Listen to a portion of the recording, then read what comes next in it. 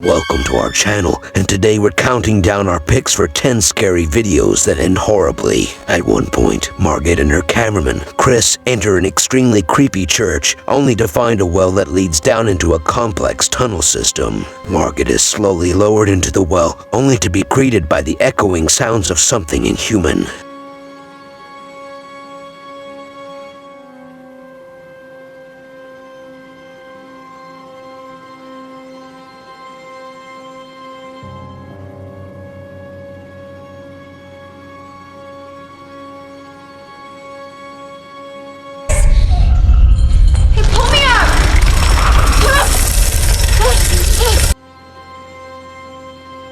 It's the anticipation that really gets us here. Number 9, Ghost Boy Paranormal Activity 4, featuring an Xbox Connect. Definitely dates this installment a bit, but its inclusion surprisingly makes for some aesthetically chilling horror filmmaking. Isn't that cool? At one point, young Wyatt wakes in the middle of the night and is lured downstairs for some ghostly shenanigans. Through the Connect's camera, we see the living room in all its green pixelated glory. But things take a turn for the bizarre when we see the faint outline of another little kid moving behind him. Nothing ultimately comes of this scene, but its solid pacing and convincing visuals have it.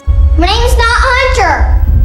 My name's not Hunter! Wyatt, what are you doing? Number 8, Ouija Board Paranormal Activity. Anyone who's seen a horror movie knows that messing with a Ouija board is a bad idea. But apparently, Mika didn't get the memo. We got like 10 minutes. What the hell are you doing, Mika? Come on, help me. What are you doing? I'm gonna talk to it. Couple Katie and Mika move into a new house only to be welcomed by the titular Paranormal Activity. Thinking it's a good idea to communicate with the presence, Mika brings home a Ouija board and he gets a fiery reception on two fronts. You promised me you weren't going to mess with that stuff. You promised me you weren't going to mess with that stuff. No, I promised you I wasn't gonna buy a Ouija board. I didn't buy a Mika, Ouija you board. knew exactly what I meant. I borrowed a How Ouija dare board. you?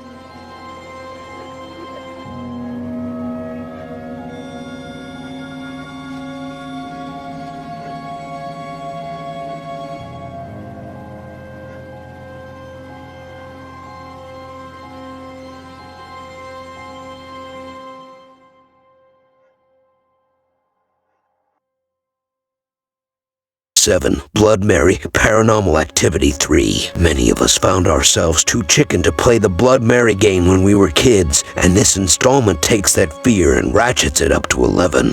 So how you play is you say Bloody Mary 3 times into the mirror, and then her dead body's supposed to appear in the mirror and try to kill you. In this prequels, younger versions of both Katie and her sister, Christy, find themselves enamored with the Blood Mary urban legend and conduct the incantation on multiple occasions. The first instance goes off without a major fright, but the demon's presence can definitely be felt. The second time is a whole other story. Holy shit! Oh Are my... you okay? Huh? Are you okay? Yeah, Does it hurt? No. I just scratched myself or something. When Katie gets her babysitter, Randy, to participate, the latter is badly scratched by the demon. But the fun doesn't end there as the entity also torments them outside the door. Yeah, this is why we didn't play Bloody Mary as kids. Number 6, Katie's Return, Paranormal Activity 2. As if this scene wasn't already scary enough, knowing these characters' backstories, it makes it even harder to rewatch. Taking place before and alongside the original film, the first sequel follows an adult Christy as she, too, is haunted by her supernatural presence.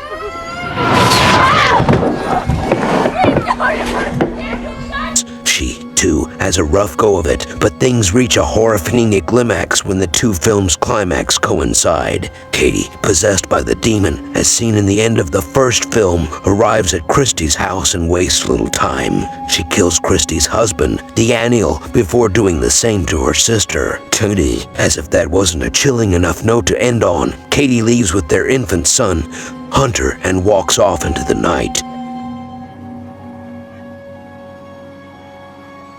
Number 5, basement scene, Paranormal Activity, The Marked Ones. At first, it seems like the Marked Ones would be first entry to draw things away from the overarching narrative, but boy, does it tie things back in terrifying fashion. The film follows teenager Jesse as he experiences strange goings-on following the death of a neighbor who was purported to be a witch. Like any reckless youth, Jesse takes to venturing into his neighbor's now vacant apartment, but things get real when he uncovers a trapdoor.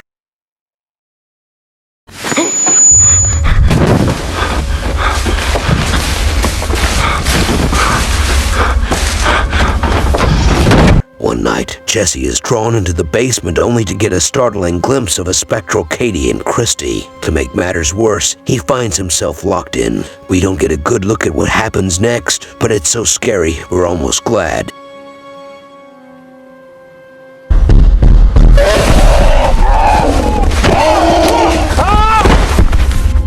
Number 4, Witch House, Paranormal Activity 3. One of the more underrated horror sequels, Paranormal Activity 3 really changed the game for the franchise, finding unique and fresh ways to scare the audience. The climax is no exception. After a whole movie of the usual scares, we're thrown for a loop when patriarch Dennis finds his home adorned with occult imagery before coming across several old women in the garage. It's then we realize that it's a very real human threat going on, but Dennis doesn't get a chance to breathe before his girlfriend, Julie, is killed by the demon.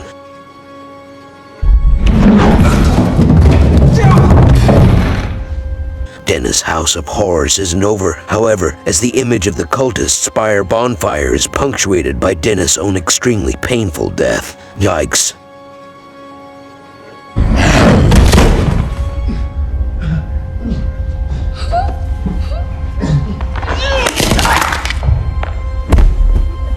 Number 3, Bedsheet Ghost, Paranormal Activity 3. You'd think that with all the filmmaking restrictions, the movies would have an increasingly difficult time coming up with new scares. But you know what they say, necessity is the mother of innovation. Cool, right?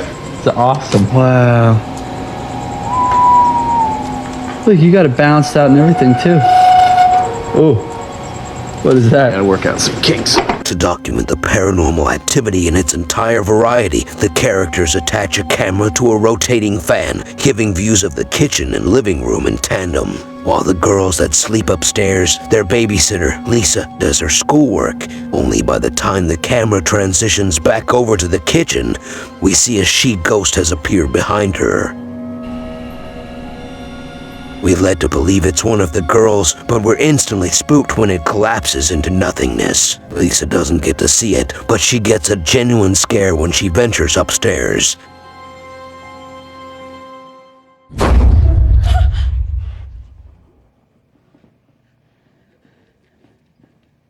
Number 2 kitchen scare, Paranormal Activity 2. People really shouldn't hang out in kitchens in these movies, should they? Then what has to be the franchise's best jump scare? Christy is sitting alone in the kitchen when she begins to feel a presence. Her suspicions are pretty much confirmed when this happens.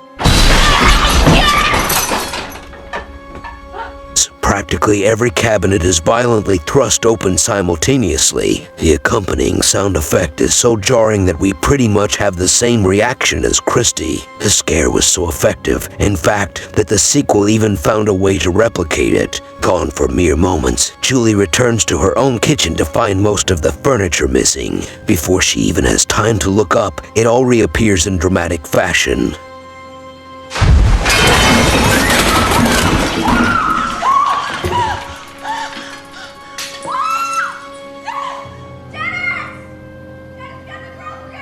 Number 1 drag the way Paranormal Activity. When people think of the first Paranormal Activity, they think of the strikingly realistic nighttime scares that made the film so iconic.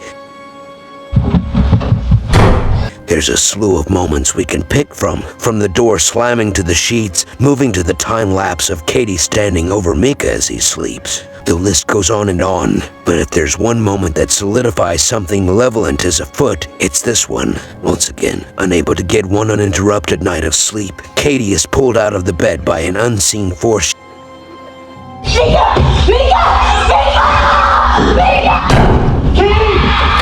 She's she's hardly able to come to before. She is then dragged from the room, screaming. We don't see much of what happens next, but that's part of what makes this scene so nightmarish.